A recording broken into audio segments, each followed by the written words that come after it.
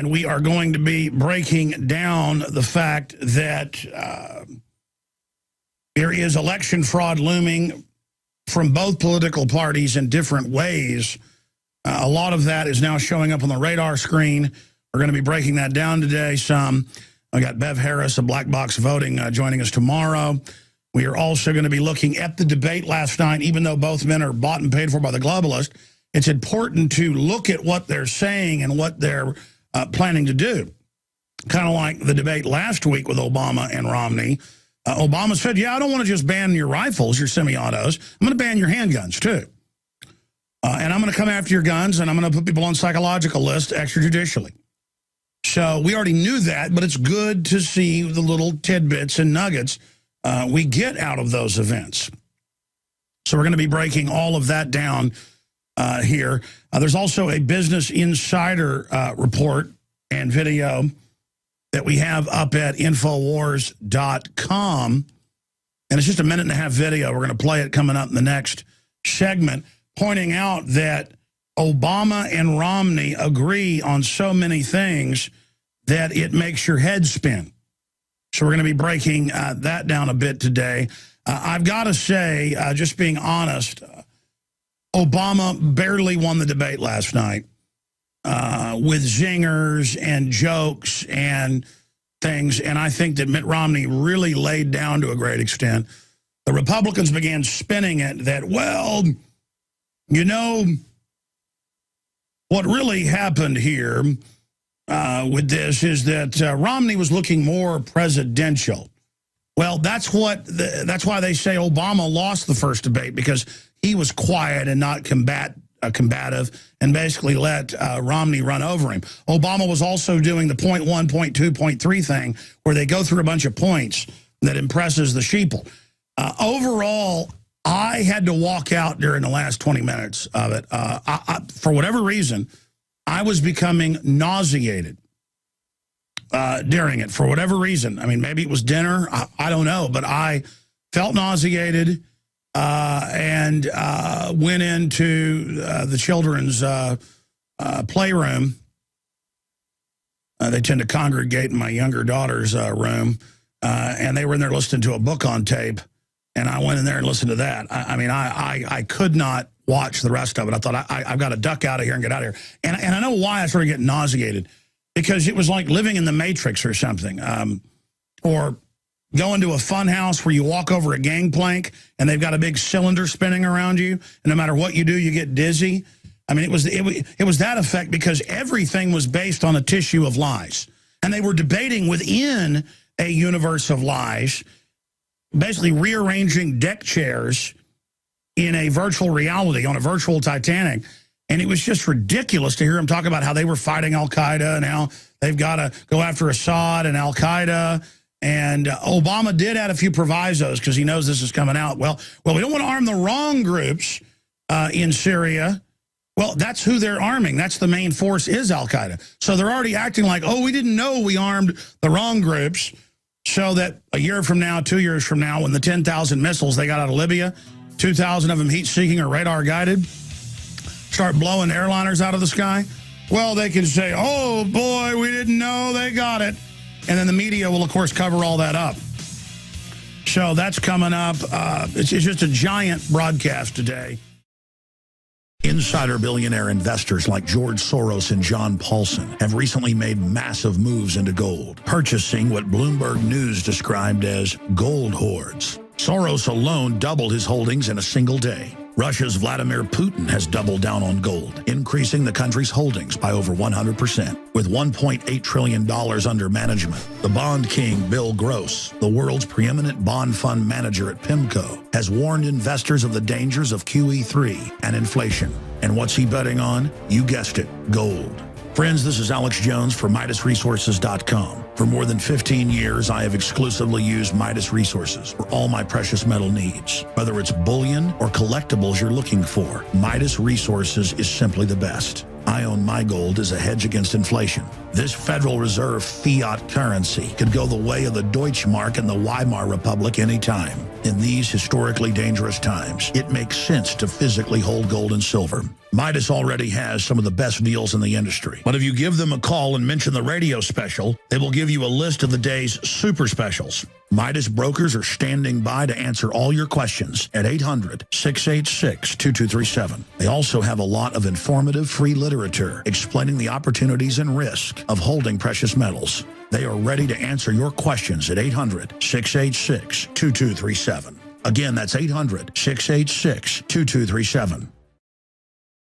And thanks to listeners and their support with the 48-hour broadcast last week, moving on to the different satellite systems worldwide here in the next 3 to 6 months. We're getting it all geared up right now. We again want to thank all of you out there for spreading the word about the broadcast, all of you out there in media, in the general public, all of you who have supported this transmission in different ways. Our success in getting the word out is to a great extent due to you and also the great crew in there and the job they do. Again, if you just joined us, I'm Alex Jones. I'm a constitutionalist who loves freedom. And I am simply here to try to defend our republic and to restore our republic and to kick the private Federal Reserve out of our country and to get due process back and to end, or at least curtail, the massive crony capitalism or monopoly capitalism going on where inside mega banks and others go in and buy off our governments and then have governments pay our tax money to them in bailouts and have those governments shut down their competition in a planned economy. So that's basically what I stand against, and I want everybody to have prosperity. I want this country to continue to be the greatest nation the world's ever seen. But to do that, we've got to get our republic back from the clutches of the New World Order that is using us as a giant military force and economic force to dominate the planet. If you want to take over the world, you've got to control the United States, and that's why so many powerful interests have come in over the last 50, 60 years and infiltrated the institutions and taken them over. And now we've reached the point of serious rot setting in and the corrupt elites being able to get away with basically anything they want. And so we are hurtling like a out-of-control freight train down a mountainside right now. And if you think things have gotten crazy so far, strap yourselves in.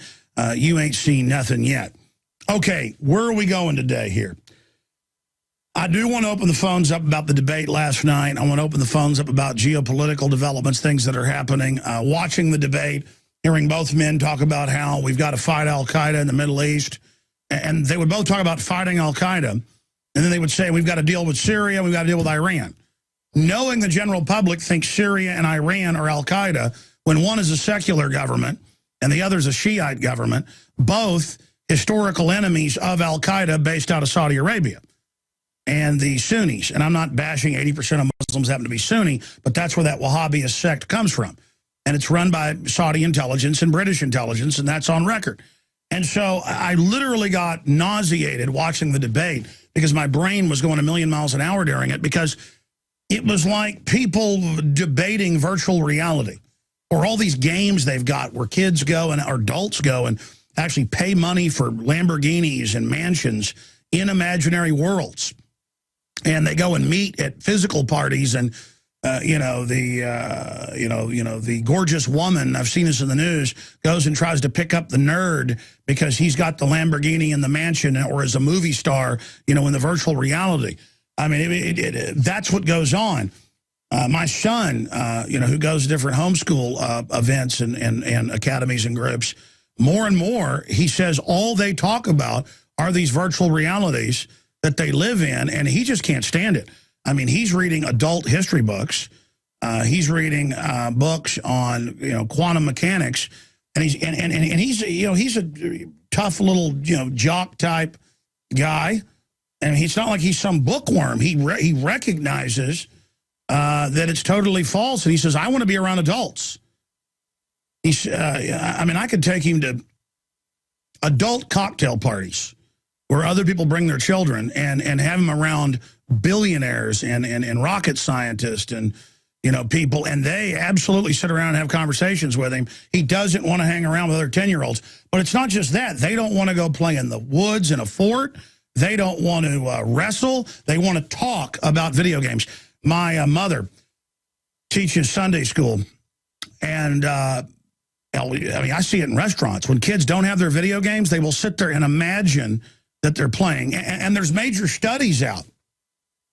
Been a couple in the last month where video games are lowering IQ, reducing the cognitive abilities, and rewiring brains, where you've got like a mentally ill chicken.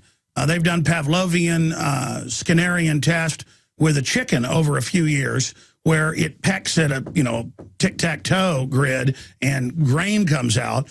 And if you take that chicken out of there after just 6 months or a year, depending on the study of doing that, it can't stop pecking and imagining a tic-tac-toe grid on the wall, and sometimes will just starve, even if there's food right next to it, because it just keeps pecking the wall.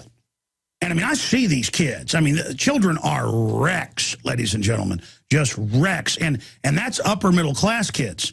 You go see inner city kids and people, I mean, they look like brain damaged zombies. White, black, Hispanic, doesn't matter. The system is just killing everyone. The GMO, the dyes, the additives, the television, the video games. People are now being inserted into the matrix. All the auto accidents, I see it. People can't stop texting while they're driving. I see it everywhere. Some woman last night as I'm driving down a country road pulls out in front of me, stops in a road. I'm going 50 miles an hour. I see her way up ahead. She pulls out, stops, and as I get closer, I start applying the brakes. She's looking at her phone, and I barely stopped in time, and then she just looked at me like a zombie, gave me a dirty look, and then just drove on.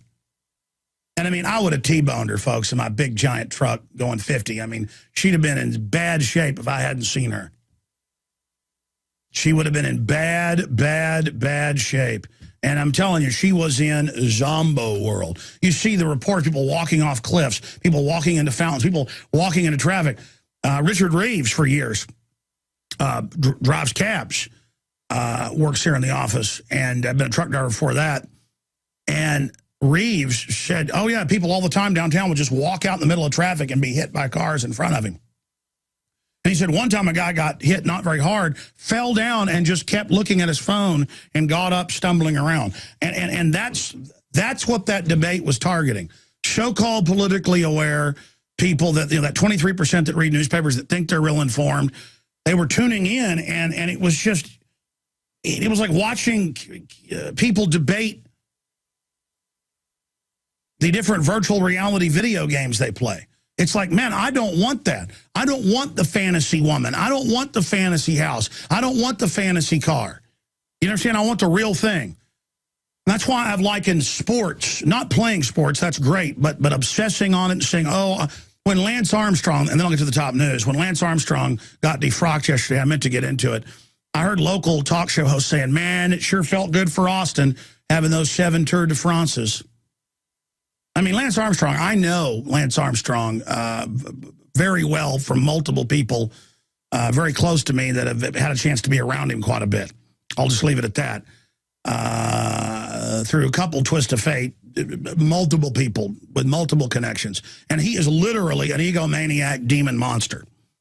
And as he's been falling, I haven't talked about that. Or the fact that he hates me and calls me the effing conspiracy nuthead. And I mean, that's a quote. And I got that from multiple sources, not from my family. People bring me up to Lance Armstrong. The cussing begins. I was talking to somebody about how when he went for one of these celebrity shows to pick up his custom car, that had been given to him for free, all the cussing and yelling at Sheryl Crow and the rest of it. I mean, we're talking about a maniac psycho, okay? Probably psycho, definitely egomaniac, somewhat sadistic, totally domineering. Well, what's the proper term for it if he's not a psychopath? Definitely a sociopath. But I don't revel and get off on watching him fall. But to hear these talk show hosts that have defended him because their ego's tied up in it, now reveling in watching him fall, that's disgusting too. I don't get off on watching Lance Armstrong fall. Makes me feel bad for the species. And then I hear the arguments, well, there's so many lessons in this. Well, everybody at the top's blood doping and taking roids and taking all these other things. I mean, you got to do it to win. Well, see, that's how society gets corrupt. Hey, everybody cheats on their wife. Hey, everybody cheats on their husband. Well, even if some of that goes on, it doesn't mean you're supposed to be proud of it. You see what I'm saying? And you know, oh, everybody doesn't spend time with their kids, lets them watch TV all day. Oh, everybody takes Prozac. Oh, everybody eats GMO. Oh, everybody's dying of cancer. Oh, that's just the way it is. It's this attitude, just give in to it. Just go with it. So that went on. And I was thinking about Lance Armstrong now, just watching people celebrate the fall of Lance Armstrong. I mean, that's the type of thing you see in a civilization that's just absolutely rotting, where people don't feel good about themselves.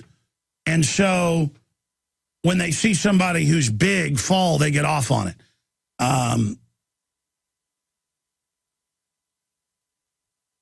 Taking a bunch of drugs to win a competitive sport, if he would have just been lying about that and being arrogant about that, I wouldn't dislike Lance Armstrong so much. It's knowing everything about him and knowing how he dominated other people.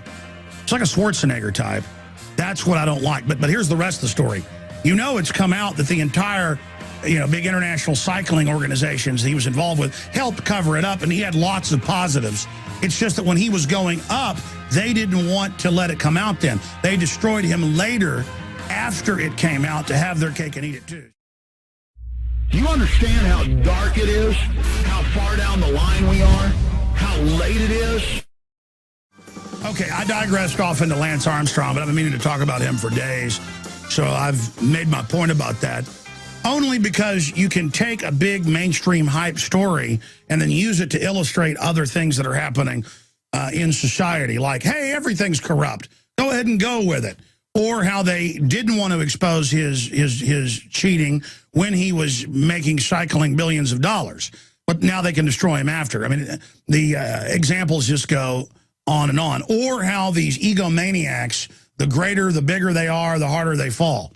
Because they're in it for the wrong thing. Now, I haven't gotten to our top story yet. It's up at drudgereport.com on the left-hand side, and amongst all the other amazing debate news. It is a Infowars.com story. If you go to Infowars.com and go to the featured news area, you can see two articles that break this down, both by Paul Watson, to tie together. Obama supporters continue threats to riot, assassinate Romney. That's the headline. Obama supporters continue threats to riot, assassinate Romney. And this time Watson, I don't know, gives like 30 examples and links to a bunch of others where the people say, I'm going to hunt Romney down and I'm going to kill him, close quotes. I'm going to shove a shotgun in his mouth and blow his head off. I'm going to come to the next campaign event and kill him. I mean, it's just off the charts. In fact, some of these were so explicit, Paul told me he wasn't even adding them for whatever reason. I said, no, I want those in there. So there it is. I want people to see this and understand what's going on. Again, even if you don't support Romney, this is an amazing double standard. I will assure you, if conservatives or libertarians or constitutionalists were saying anything like this about Obama, there would be arrest all over the news. It would be national news right now. And it's not. 2 weeks ago, when the Drudge Report started linking to our stories, first, George Soros-controlled White House-run Think Progress and others, I mean, literally the White House has their transition chief in there, began writing articles implying it wasn't even true or that we were racist.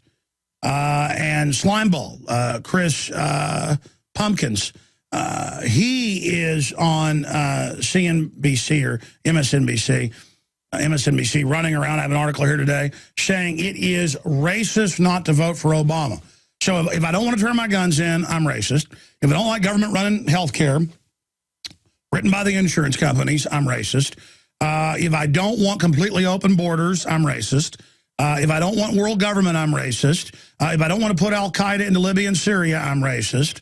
If I want freedom and states' rights, I'm racist. I'm sick of it. You're the people that talk about race all day. I walked into a gas station last night and they had MSNBC on with Al Sharpton saying it isn't about Obama, it's about your mama. And he was, then it cut back to him on the show talking about how you're racist if you don't vote for Obama.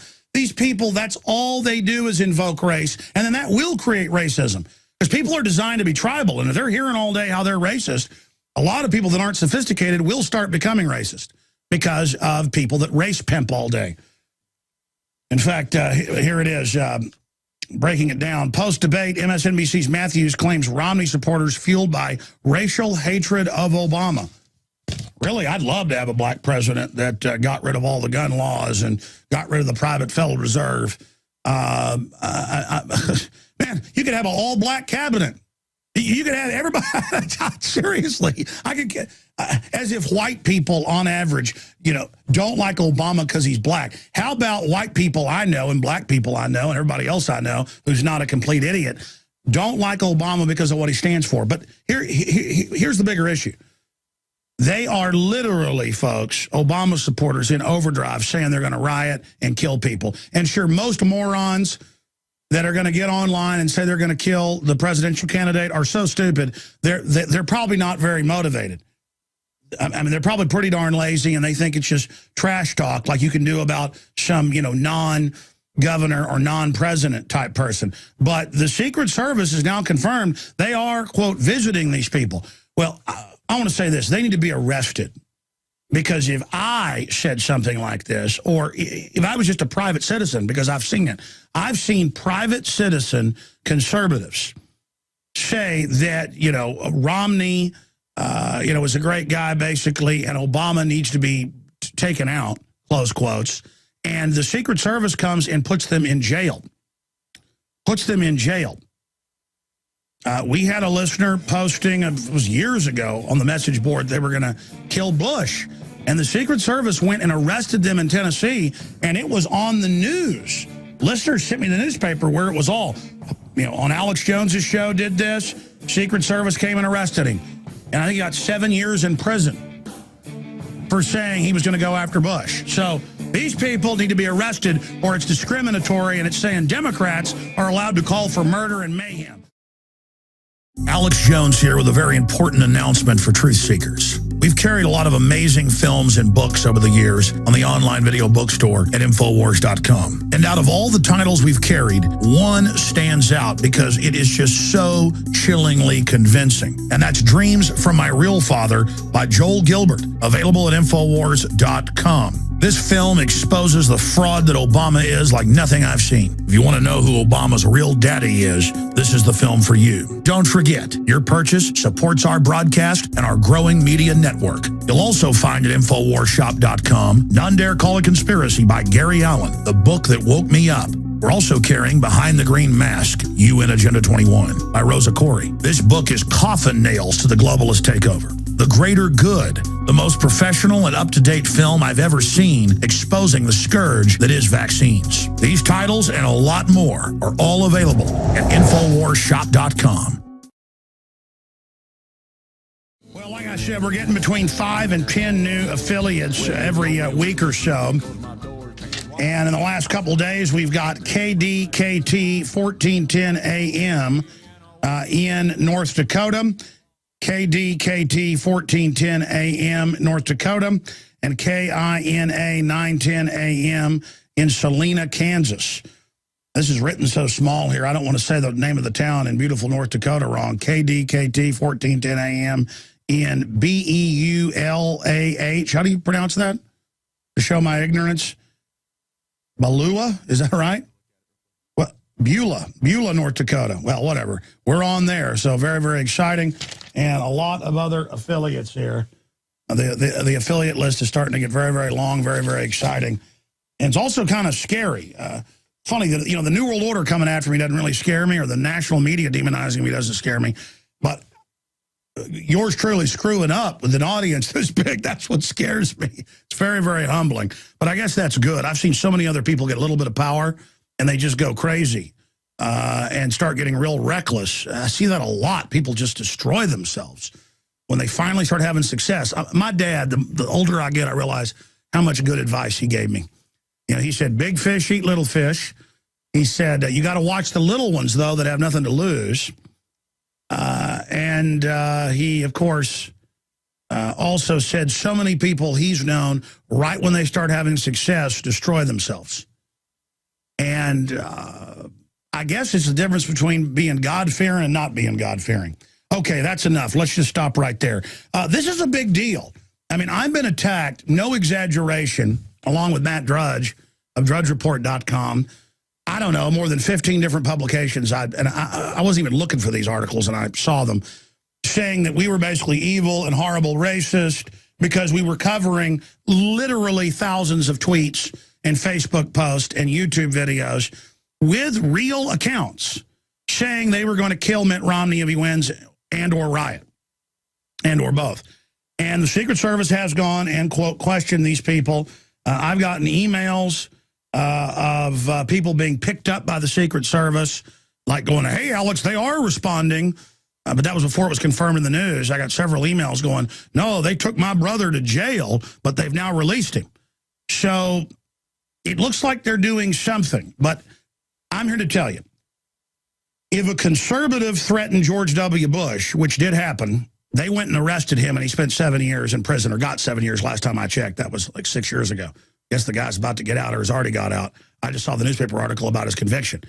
Other people I know that have mildly shot their mouths off about Obama have gotten Secret Service visits with them screaming at them.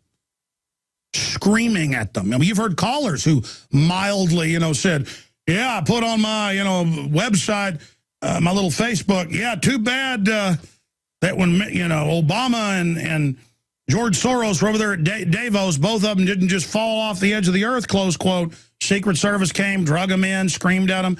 So my point is, why are these Obama supporters allowed to do this by the thousands and threaten to riot? Because if I said I'm going to riot, that's me saying I'm going to commit a crime. I'm going to go out and burn some things down. That's not free speech. That is premeditated statement of the intent to commit a crime. And there's state and federal laws out the yin-yang to stop that. And it's all selectively enforced. It's like going back 15 years ago or longer. I had several stalkers who were saying, we're going to come and kill you. And some of them would publicly say it. And I would call the police, and I went in and saw an Austin detective. And the detective was like, well, we don't know if he's really serious about that, Alex. And I've got a lot of stuff to do. And don't you, have a Second Amendment? And then when the people started talking about my sister, and knowing where she went to high school, she's 14 years younger than me. I was already on the air and everything, and she was in high school. Then I had to file suit to stop it, and the courts did do something. Civil, you can get a lot of stuff done. So I have some experience with this, and I just happen to know that you can do this to private citizens and get away with it, but you can't get away with it with governors and senators and judges and the president. So I want to know why the media either says this doesn't exist or says I'm racist to cover it when this is a news story. I mean, look, we covered people with threats to Obama when he was running for president. I mean, that's something you cover. And I wasn't accused of being anti-white because I was saying I didn't want anybody to assassinate Obama. By the way, the last thing I want is for Obama to get assassinated. That would turn this horrible demon, this globalist miscreant, into a hero and a martyr. Same reason the globalists see me as a horrible person and a horrible demon they want to get, but they're a little hesitant to kill me or set me up because they know my nose is pretty darn clean. A, B, it will highlight everything I've said and done. But enough about that. Here are the articles. They're both up at Infowars.com and PrisonPlanet.com. Obama supporters continue threats to riot, assassinate Romney. Secret Service attention fails to dampen violent Twitter comments. Now, that story's up at DrudgeReport.com. On the left-hand side, we've also got the new article out, which I forgot to print, guys. Will you print me the latest articles up at Infowars.com? Thank you. Establishment plays race card to bury violent threats by Obama supporters. And there's also, we haven't played this card yet because I tend to shy away from it, but I'm gonna call Watson up right now. There are racial components towards Romney. And you know what? I'm tired of being called a racist when I'm not. So we're going to go ahead and put that shoe on the other foot. I guess I got to have Nemo or Adon Salazar or Aaron Dykes or Melissa Melton or one of our in-house people cover this. But I'm going to call Paul Watson right now in England, right now on speakerphone here, see if he answers. And sounds like a Pink Floyd song. You know, hey, Watson, I got you live on air. How you doing? All right. How are you? Good. Hey, listen, I just thought of an angle here. You got Chris Matthews and everybody running around saying it's racist to talk about the rioting threats and the threats against Romney. And we've got media, as you know, in the last few weeks saying it's, racist to point all this out or that it doesn't exist. I saw a bunch of racial epithets towards Romney, Republicans, and whites in general. Why don't you, I know you've done 2 articles on this today, but I mean, why not just go all the way? I mean, they want to say we're racist when we're not raising racial issues. Why not point out that there are racial epithets, whatever you call them, being thrown? I mean, you can find them right there. I was looking just through them this morning and found a bunch. Why not go there? I mean, since we're being accused of it, why not point out that methinks they are protesting too much? How's that sound? Oh, there's definitely those kind of terms. I mean, some of them are included in my article where they're referred to. Yeah. I mean, I know they're included in your article. What were you saying, guys? Oh, hold the phone closer. You can't hear Watson? Where is the speaker on this? It's right here, Watson. Go ahead and talk to everybody. Yeah, I'm just saying there was some of those in my article this morning, but there's a lot of references to the term cracker to refer to Romney or Romney supporters in the tweet. No, I know. It's worse than that. And listen, you held back the stuff, all the premeditated stuff where they laid out how they're going to kill him. Put that in there. Listen. No, I didn't hold it back. I just didn't find it until later on. That's in the second article. Okay, it's in the second article. Well, listen, tell you what, let's just get you on air right now. We're going to call your Skype right now so we can discuss this on air, okay? All right. Okay, go to your Skype right now. Guys, just get him on Skype right now. Thank you. I mean, I'm tired of this. Listen, 9 times out of 10, we're holding back, okay? And that's what I've told my writers. Just go with what the truth is.